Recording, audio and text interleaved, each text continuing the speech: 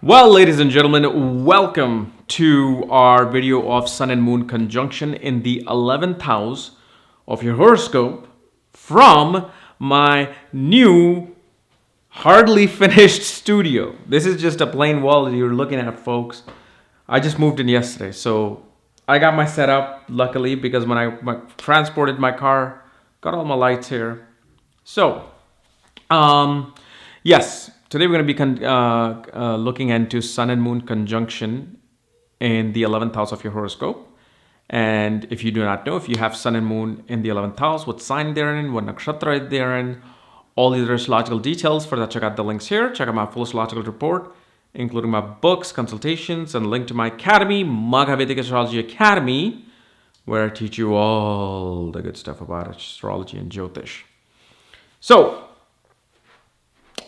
Sun and Moon conjunction. So one thing you all obviously should know if you haven't been watching these series is that we have to consider the waxing and waning of the moon when we're looking at, studying this conjunction, because a waxing moon is ahead of the sun's degree. That means it is now becoming bright. A waning moon is going to a no moon situation, very dark. But when they're conjunct, regardless, the waning moon and the waxing moon both are going to be dark. The only thing you have to understand is that the waning moon is more introverted, a little bit selfish, okay, a little bit more about having things for itself than giving it out first. Where waxing moon more is about doing the outward work for the world, and then after that receiving something for themselves. But again, you got to remember, these are dark moon. You can have all kinds of people with a waxing and waning moon when it's dark. But one thing you got to understand is that the 11th house is known as the Bhoga house. Just like Rahu is a Bhoga planet, 11th house is known as the house of fulfillment of desires, hopes, and wishes. And one of the biggest things that this person desires is children.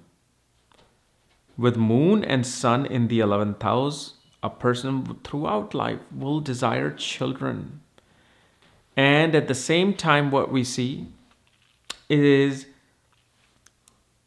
these folks will always be able to attain wealth no matter how bad the situation is for them. Like, those people who no matter, they come to like down to their last $100, and somehow some way they find money to continue on. They're never like penniless. This is the same type of sun moon conjunction that can always ensure that the person will have their gains.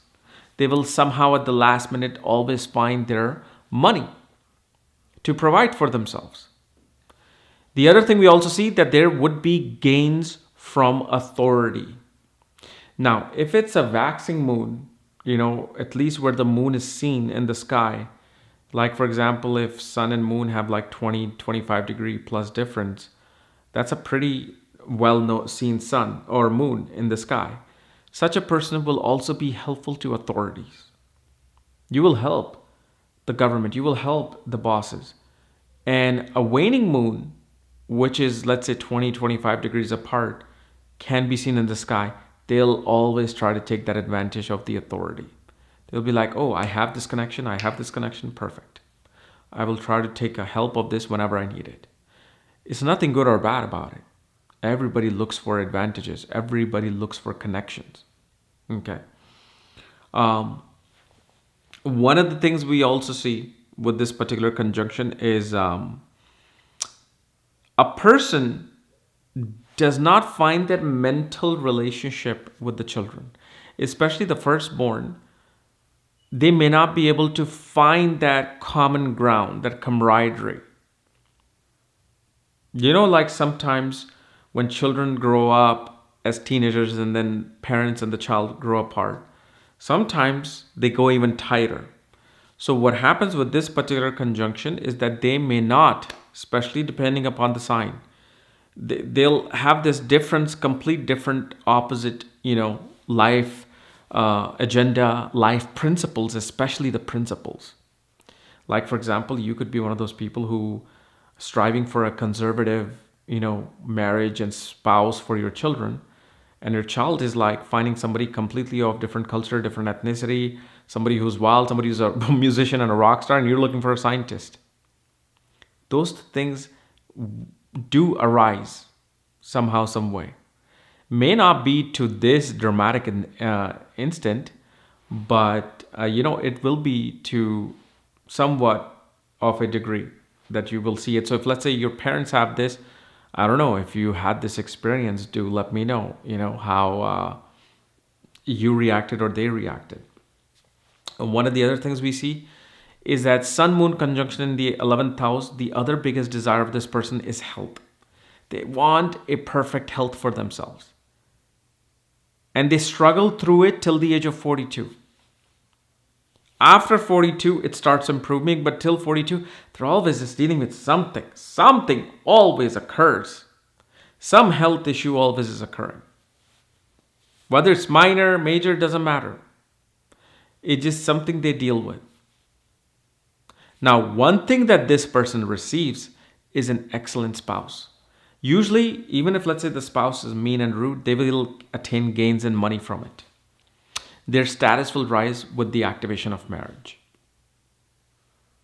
So obviously we have to look at the seventh lord. We have to look at Venus, to see what are the chances and what are the positive circumstances of the marriage. But this particular conjunction will fulfill a person's desire in a marriage. So money-wise, I've seen quite a few wealthy people with sun and moon conjunction. So whenever I see people saying, "Oh, waning moon does not get money and waxing moon does get money," in reality, it's not true. Sometimes with the no moon, like literally exactly, I've seen a person become a millionaire. This is actually, I remember this 2 years ago, actually. I was like, wow. No sun and moon, like literally to the exact thing. And it was on top of that, debilitated. And yet this person makes money. So never go on these like hardcore fatalistic principles of the classical astrology unless you are looking at charts, unless you are studying the charts and the grahas and absorbing their true lesson and energy, and then also relying a little bit on the classics, because classics are hard to understand. You can keep reading them. They don't make sense unless you go out in the field. Okay. So anyway, guys, this was my analysis of sun and moon conjunction in the 11th house. If you're new to my channel, subscribe below. And if you want to know where your sun and moon is placed, all the astrological details, check out the links here. Otherwise, we'll see you later, hopefully with the much better environment. Bye-bye.